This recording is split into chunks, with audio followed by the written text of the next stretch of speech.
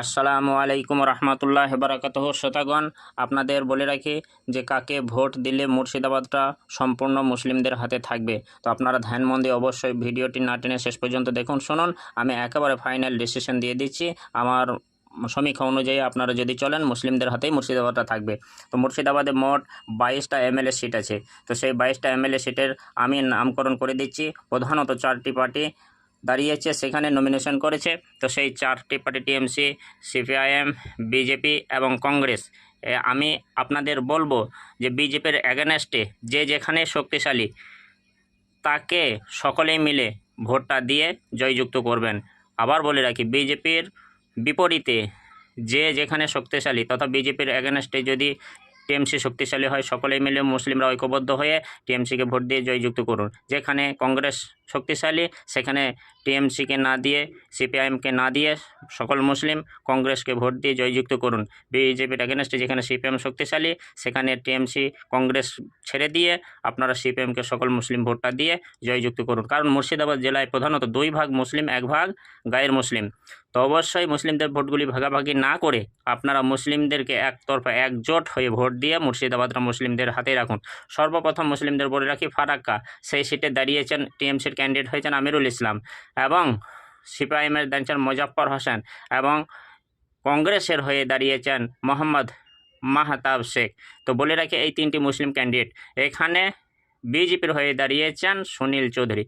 আর একটা কথা বলে রাখি, বিজেপির যে 22টা সিট আছে মুর্শিদাবাদে, কিন্তু 22 জনই অমুসলিম তথা মুসলিম নয়। তো সেই 22টি সিটকে আপনারা বিজেপির অ্যাগেনস্টে যে যেখানে শক্তিশালী তাকে সেখানে জিতিয়ে বিজেপির হাত থেকে বিজেপি মুক্ত মুর্শিদাবাদ রাখুন, মুসলিমদের হাতে মুর্শিদাবাদটা রাখুন।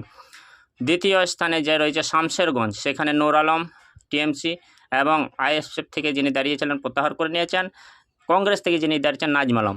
তাহলে বিজেপির অ্যাগেনস্টে 2 জন যে রয়েছেন নূর আলম বা নাজম আলম। এখানে আপনারা ভাবনা চিন্তা করবেন কে বেশি শক্তিশালী, কংগ্রেস না সিপিএম না আইএসএফ বা টিএমসি। তো যেখানে যে শক্তিশালী তাকে ভোট দিয়ে সকল মুসলিম 70% মুসলিম ভোট দিয়ে জয়যুক্ত করুন। তারপরে আসছে সুতি ইনানি বিশ্বাস আছেন টিএমসি, এবং আরএসপি আছেন হাসানুজ্জামান, এবং কংগ্রেসের আছেন আলফাজউদ্দিন। তো এই 3টি মুসলিম ক্যান্ডিডেট মাশাআল্লাহ, 3টির মধ্যে একটিকে আপনারা চয়েস করে সকলেই একজনকে ভোট দিয়ে জয়যুক্ত করুন বিজেপির অ্যাগেনস্টে। তারপরে জঙ্গিপুরতে জাকির হোসেন অবশ্যই আছেন, তাকে অবশ্যই ভোট দিয়ে জয়যুক্ত করুন। এরপর আছে রঘুনাথগঞ্জ, সেখানে আখতারুজ্জামান আছেন টিএমসির, আবুল হাসনাত আছেন সিপিএম, নাসির শেখ আছেন কংগ্রেসের। তো এখানে আপনারা চয়েস করে একজনকেই আপনারা দেখুন ওইখানে কার পাল্লা ভারী তাকে ভোট দিয়ে জয়যুক্ত করবেন। বিজেপিকে কখনোই ভুল করে আনবেন না। এবার আসছে সাগর দিঘি, বাইরন বিশ্বাস। একে হয়তো আপনারা বিশ্বাস নাও করলে মশিউর রহমান রয়েছেন, এছাড়াও মনোজ চক্রবর্তী কংগ্রেসের। তো আপনারা এই মশিউর রহমান একটাই একমাত্র মুসলিম ক্যান্ডিডেট এখানে বাইরন বিশ্বাস ছাড়া। তো তিনাকে সিপিএম হলেও মুসলিমকে শক্তিশালী করার জন্য আপনারা মশিউর রহমানকে ভোট দিয়ে জয়যুক্ত করবেন। লালগোলা টিএমসির আব্দুল আজিজ এবং সিপিএম বাবলুজ্জামান, এবং এখানে কংগ্রেসের হচ্ছেন তৌহিদুর রহমান। তো আপনারা এখানে কংগ্রেসকে চয়েস করে মুসলিম ক্যান্ডিডেট হিসেবে জয়যুক্ত করতে পারেন।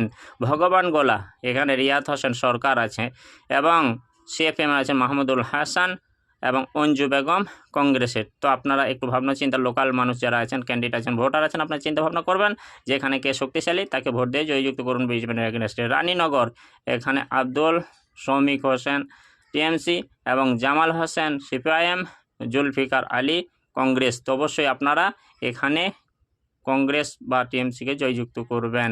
এবার মুর্শিদাবাদ, এখানে কিন্তু কংগ্রেস টিএমসির ক্যান্ডিডেট কিন্তু গায়ের মুসলিম নয়। এখানে আব্দুল মান্নান এবং সিদ্দিক আলী, সিপিআইএম বা কংগ্রেস, এদের মধ্যে যারা শক্তিশালী তাদেরকে টিএমসি এবং সিপিআইএম কংগ্রেস একজোট হয়ে একজনকে ভোট দিয়ে জয়যুক্ত করুন। নবগ্রাম, এখানে কিন্তু আমি বলে রাখি হিরো হালদার বা পূর্ণিমা দাস, দিলীপ সাহা, প্রণব দাস, 4টি কিন্তু গায়ের মুসলিমই আছে, একটাও মুসলিম নেই। তো এখানে আপনারা হয়তো টিএমসিকে চয়েস করে ভোটটা দিয়ে দিতে পারেন বা জিতিয়ে দেবেন। খড়গ্রাম আছে, সেখানে একটি মুসলিম ক্যান্ডিডেট নেই, 4 জনই গায়ের মুসলিম। এখানে আপনি যাকে শক্তিশালী মনে করবেন বিজেপিকে ছাড়া অন্যকে জিতিয়ে আনবেন। তারপরে আসুন কান্দি আছে, ভরতপুর আছে, রেজিনগর আছে, বেলডাঙ্গা। বেলডাঙ্গার কথা তো বলতেই হয়, রেজিনগর, বেলডাঙ্গা, কারণ এখানে মুসলিম অধ্যুষিত এলাকা 80% অবশ্যই মুসলিম আছে।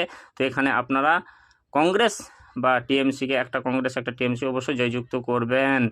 এছাড়াও আরও জলঙ্গি, দমকল, নাওদা, হরিহরপাড়া, বহরমপুর অবশ্যই বলে রাখি, যারা মুসলিম ক্যান্ডিডেট আছে বেছে বেছে তাদেরকেই জয়যুক্ত করুন। বিজেপির এগেনস্টে মুসলিম ক্যান্ডিডেট জয়যুক্ত করুন।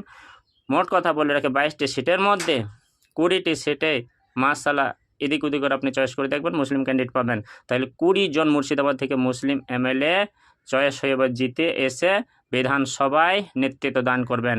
তো আপনারা বলে রাখি, যেখানেই মুসলিম এবং টিএমসির এগেনস্টে, টিএমসি যদি অমুসলিম দেয়, বিজেপি তো অমুসলিম আছেই, সেখানে কংগ্রেস বা সিপিএম মুসলিম দিলে কংগ্রেস বা সিপিআইএমকে চয়েস করে সকলে ভোট দিয়ে জয়যুক্ত করুন। তাহলে এইভাবে যদি আপনারা ভোটগুলো প্রদান করেন, অবশ্যই মুসলিম ক্যান্ডিডেটরাই জয়যুক্ত হয়ে মুর্শিদাবাদটা মুসলিমদের হাতেই থাকবে। তো অবশ্যই আপনারা ভাবনা চিন্তা করে খেয়াল করে সকলে ভোটগুলি সকাল 7টা বাজার সঙ্গে সঙ্গে ভোটদানের জায়গায় তথা প্রাইমারি স্কুলে, হাই স্কুলে যেখানে ভোট হয় সেখানে ভোট সেন্টারে গিয়ে ভোটগুলি প্রদান করবেন। কোনো রকম অশান্তি করবেন না। আসসালামু আলাইকুম রহমতুল্লাহি বরকাতুহু।